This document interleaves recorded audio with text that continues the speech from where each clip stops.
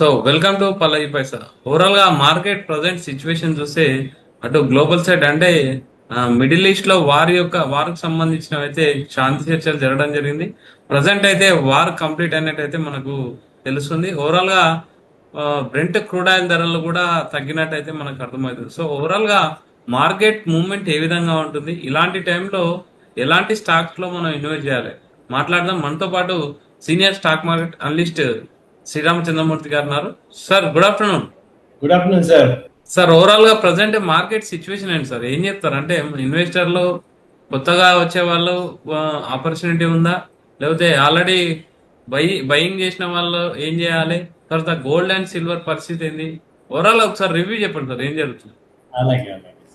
యాక్చువల్గా stock markets అయితే పాజిటివ్గా ఉన్నాయండి.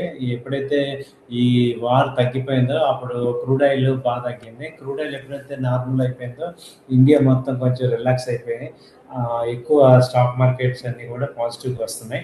సో ట్రెండ్ అయితే ఎప్పుడైతే పాజిటివ్ స్టార్ట్ అయిందో కొంచెం అప్ ట్రెండ్ అయితే ఇప్పుడు మార్కెట్స్ మేజర్గా 24,200 సైకలాజికల్గా అప్ సైడ్ ఉంది.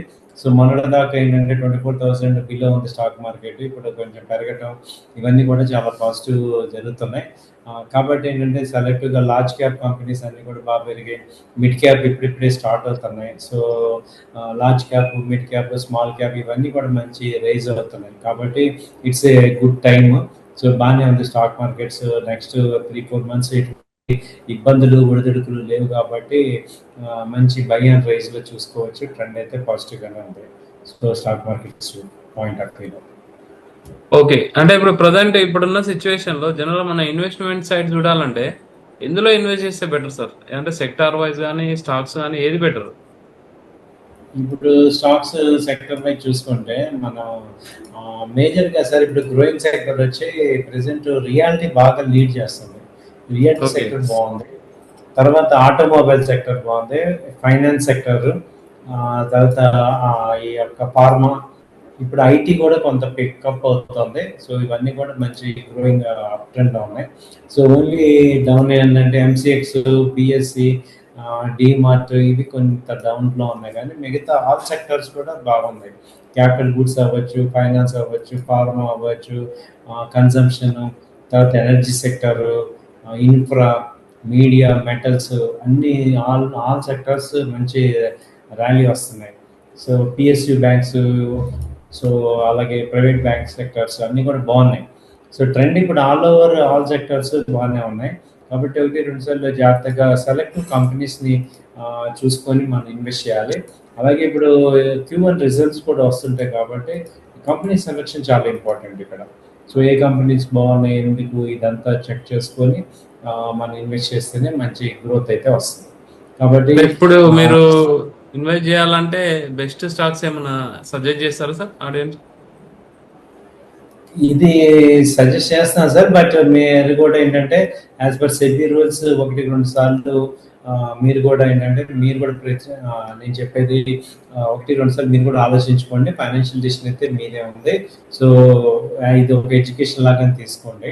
సో మెయిన్ ఏంటంటే వాళ్ళ చూస్తే ఏంటంటే ఇండస్ఇండ్ బ్యాంక్ ఒకటి బాగుంది. ఇండస్ఇండ్ బ్యాంక్ 1030 ఆ రేంజ్ ఉంది. అది మళ్ళీ 1100-1150 దాకా కూడా ఛాన్స్ ఉంది.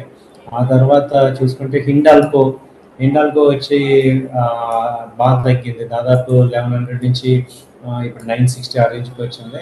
సో ఇప్పుడు ఇక్కడ మంచి ఇన్వెస్ట్మెంట్ చేసుకోవచ్చు. తర్వాత మూడోది ఏంటంటే జేఎస్డబ్ల్యూ స్టీల్ ఒకటి బాగా తగ్గింది. ఇది కూడా బాగా చేసుకోవచ్చు. ఇప్పుడు 1350 నుంచి 1250 ఆ రేంజ్కి వచ్చింది కాబట్టి ఇది కూడా మంచి ఇన్వెస్ట్మెంట్ లాగా అనిపిస్తుంది. తర్వాత హీరో మోటార్ ఒకటి బాగుంది. సో హీరో మోటార్ కూడా మంచి స్టాండర్డ్గా ఇది ప్రెసెంట్ 4,500 అలా ఉంది. అది దాదాపు అంతకుముందు 5,400 నుంచి ఫాలన్ కాబట్టి అది కూడా మంచి గ్రో ఉంది. సో వీటిల్లో కొంత అమౌంట్ ఇన్వెస్ట్ చేసుకుంటే మంచి నెక్స్ట్ 3 months 4 monthsలో మంచి అప్ ట్రెండ్ అయ్యే ఛాన్సెస్ ఉన్నాయండి. ట్రెండ్ బాగానే ఉంది. ఓకే ఓకే, అంటే ఇప్పుడు గోల్డ్కి సంబంధించి చూస్తే సార్ గోల్డ్ ట్రెండ్స్ ఏ విధంగా ఉన్నాయి సార్? గోల్డ్ని ఏ విధంగా మనం ఇప్పుడు ఇన్వెస్ట్మెంట్ చేయొచ్చా, లేకపోతే ప్రజెంట్ ఆగితే బెటరా, ఆపర్చునిటీ ఉందా, ఆల్రెడీ కొన్న వాళ్ళు ఏం చేయాలి? గోల్డ్ అండ్ సిల్వర్ గురించి ఏం చెప్తారు?